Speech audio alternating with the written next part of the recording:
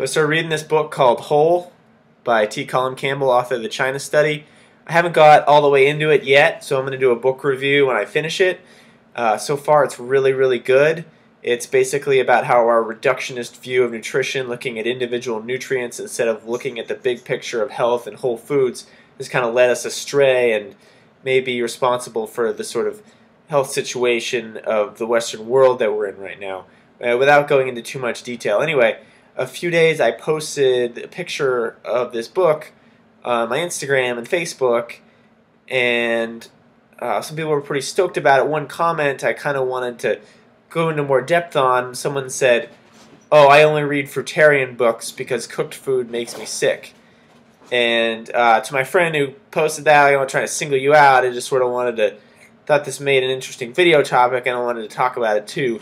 You know, for those of you guys who follow the channel, I've been doing all raw for a while now. I started raw foods maybe 3 years ago, but the last 9 months have been like 100%, 80-10-10 pretty much on the straight and narrow. So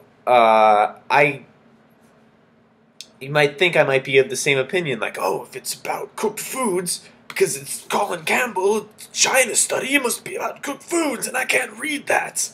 I can't read that information, because it's just bad. Raw foods is better than cooked foods, and I won't listen to any books that have anything to say if they're by people who promote cooked foods. I use that voice all the time when I want to just make fun of things that sound preposterous. So I still read plenty of information, plenty of books, plenty of articles, watch videos about people that aren't 100% raw vegan, aren't 100% vegan, aren't even in my camp, maybe paleo, maybe something else, maybe they have something to say.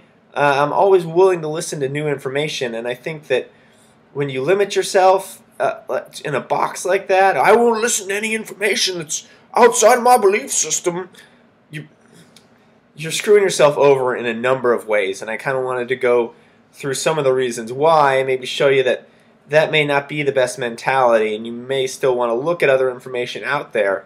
And so let's get into the details. Number one, if you're strong in your convictions about what you believe, and you know why you believe it, and you know why you do what you do and the way you live your life, you're willing to be open to new information because you're grounded in the way you already do things, and you know that you won't be afraid that it's just going to change you. It's going to change your mind because your ideas aren't like blowing in the wind, like, "Ooh, that's a new idea. I'm going to chase that little shiny thing."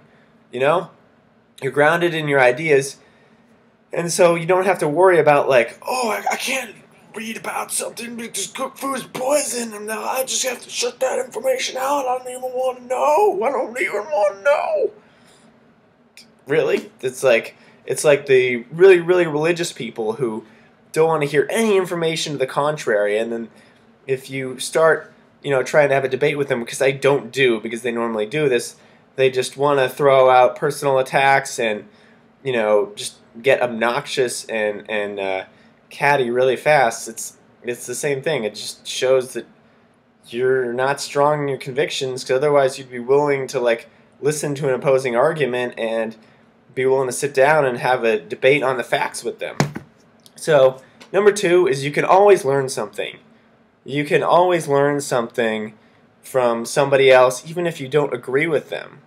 Just because you don't agree, I may not agree with 100% of something that someone says. Heck, I don't even think I agree with 100% with anything anybody says, including guys like Doug Graham, who wrote the 80-10-10 diet. But there's always something to learn. I think, for instance, the paleo movement, I think a lot of their ideas are based on foundational principles that are somewhat flawed, but they still go after things with a pretty much scientific approach, and they do come up with a lot of good information, especially about like exercise science and things like that.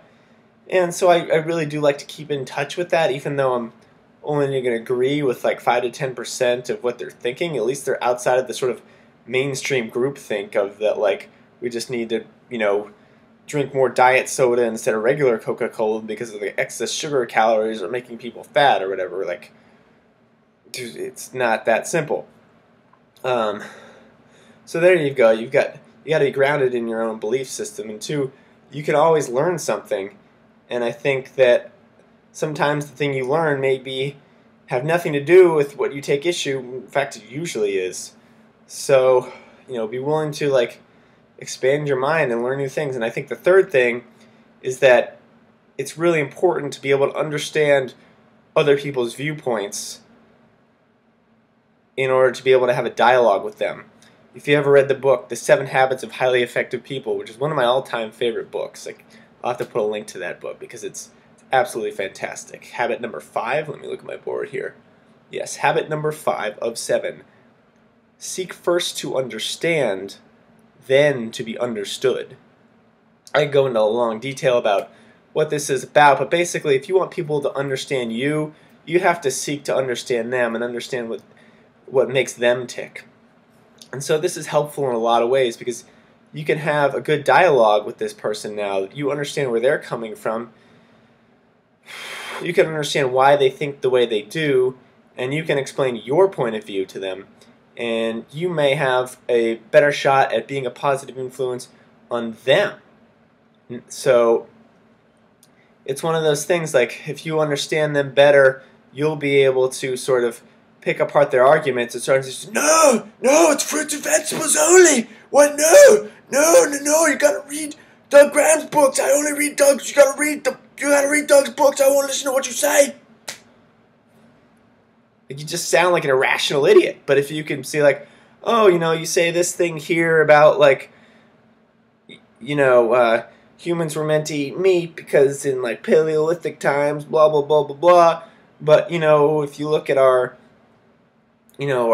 dentistry and our digestive tract and, our color vision, all these things, we could say that, here's the argument for humans being frugivores, and if you can sort of base it off their argument for humans being omnivores and, show where the facts may be different and maybe why, you understand where they're coming from, but you want to show them where you're coming from, you can have a lot better discussions with people. You can have civil discussions with people. You won't sound like an irrational idiot, and people will be more likely to listen to what you have to say, and you can be a more positive influence that way. But if you stay in your little box, of like, this is what I believe, I don't want to hear anything else. I don't want to hear anything else. I don't want to talk to anybody else who thinks different than me. Like, enjoy living in your tiny little cramped box, that can't be too fun. So get over yourself, listen to sources of information that maybe disagree with how you think, have critical minds. You're not just like blown in the wind with every new idea that comes by. And you're going to learn a lot more, you're going to grow a lot more, you're going to have a lot more positive influence on other people if you take that approach. So just had to rant on that. Later.